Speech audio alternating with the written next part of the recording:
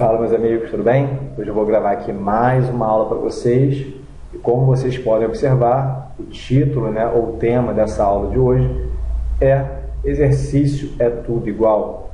Então, muitas vezes a gente observa profissionais dizendo que não é necessário variar exercício, que você pode realizar somente um padrão de movimento.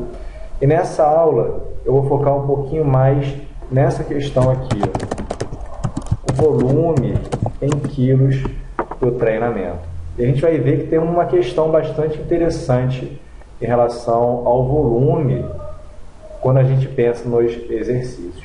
Então a gente sabe, que o volume total é uma variável importante quando a gente pensa, por exemplo, em hipertrofia muscular. A gente entende, e a literatura descreve que o volume é importante, por exemplo, para a hipertrofia.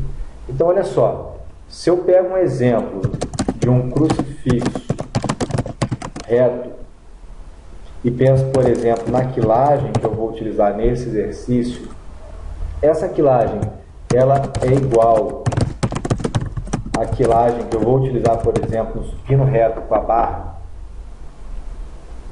Não, porque esses dois exercícios eles apresentam características mecânicas diferentes. Então, o crucifixo reto é um exercício uniarticular e o supino reto na barra é um exercício multiarticular. Então, aqui eu tenho mais articulações e mais músculos participando dessa ação. Em contrapartida, no crucifixo, eu tenho uma articulação, que seria a articulação glenohumeral. Tá? Então, por essa questão, a gente já entende que a gente vai utilizar uma quilagem superior no supino.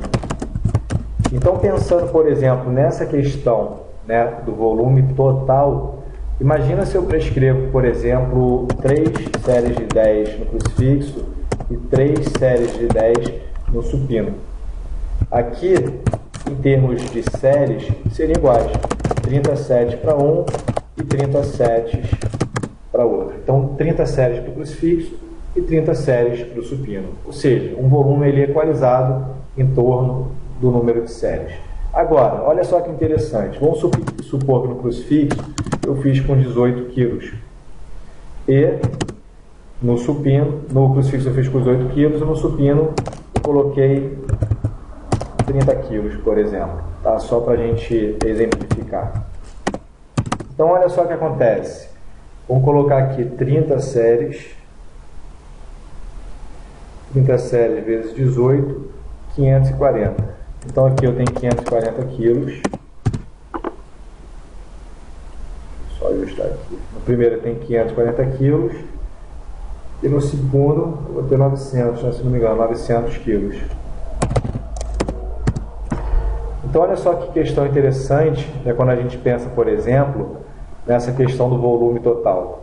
Se eu utilizar o crucifixo e realizar 3 séries de 10, eu vou ter 30 séries, e se eu utilizei 18 kg no total, 540 kg.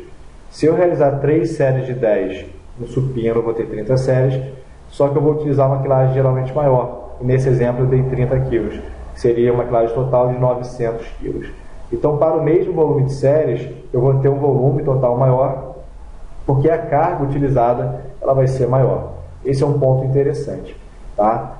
Então, nessa aula aqui, a gente abordou sobre, por exemplo, a diferença de volume em quilos de um exercício para o outro. Agora, existem outros pontos também que a gente poderia discutir, em relação ao comprimento e tensão, recrutamento de fibras musculares, pré-estiramento, entre vários outros fatores que são importantes também para a hipertrofia muscular.